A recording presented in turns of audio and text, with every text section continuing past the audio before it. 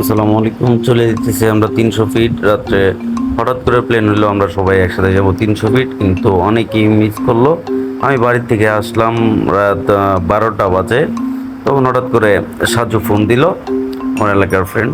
Saju phone দিল, phone দিয়ে বলতেছে চলো 300 ফিটেই ঘুরে আসি। আমি বললাম না ভাই, শরীরটা খারাপ লাগতেছে, আজকে যাব না, মাত্র বাড়ি থেকে আসলাম। রাস্তা বেরোলাম চা খাওয়ার জন্য। এর মধ্যে দেখি সাজু, রবিউল ভাই আরেকটা তিনজন একসাথে চলে আসছে। সাজু নতুন বাইক কিনছে সিবিআর। তো আর কি করবো, জোরাজোরি করতেছে, হঠাৎ করে উঠে গেলাম বাইকে। সাজু তো স্লোলি টানতেছে, আর রবিউল ওই যে সামনে যেতেছে হাঙ্গিয়ে। আরে বাপ রে বাপ, এমন জোরে টান মারে মনে হয় যে ইঞ্জিন খুইলা করতে গিয়ে পড়বো।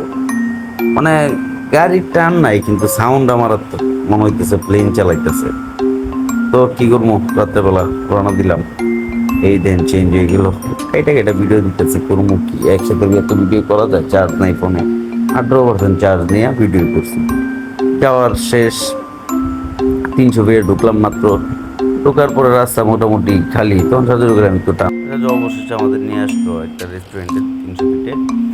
আর সেখানে মনোরম পরিবেশ, দেখেন কত সুন্দর। অল্প টাকার মধ্যে এত সুন্দর ডিজাইন, বাপ রে বাপ, মানুষের মাথায় কেমনে গেলে। সে পোস্ট নিয়ে বসে আছে দোলনাতে, হাত ধুয়ে মোছা দিতেছে। আবার আমরা ঘুরে দেখতে গেলাম। এই দেখেন কাপল প্লেস, অল্প টাকায় খরচ, একবারে সর্বোচ্চ 50 থেকে 60 হাজার টাকা খরচ গেছে।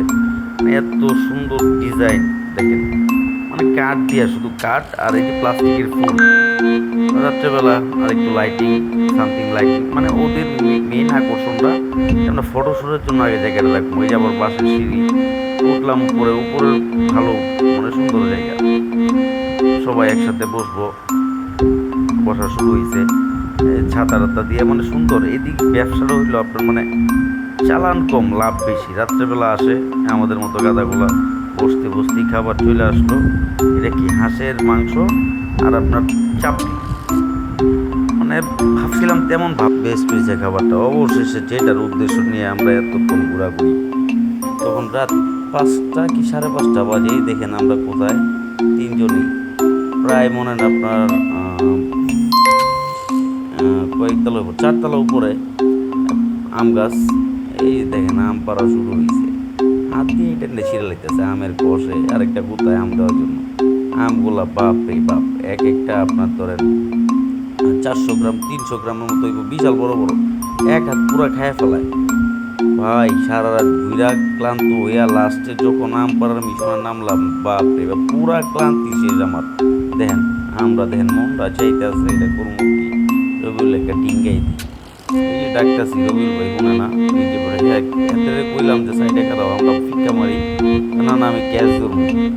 আমার কি করার, দিই ক্যাশ দিই, ক্যাশ ধরতে গিয়া দিতে আমরা ফাটায় পরে হইলো ভালো, মন মেজাজ দিতে খারাপ হয়ে পরে আরো বসে 40টা বাইরা সুন্দর মতো একটা বড়টা কইরা, হ্যাঁ শেষ, আল্লাহ হাফেজ।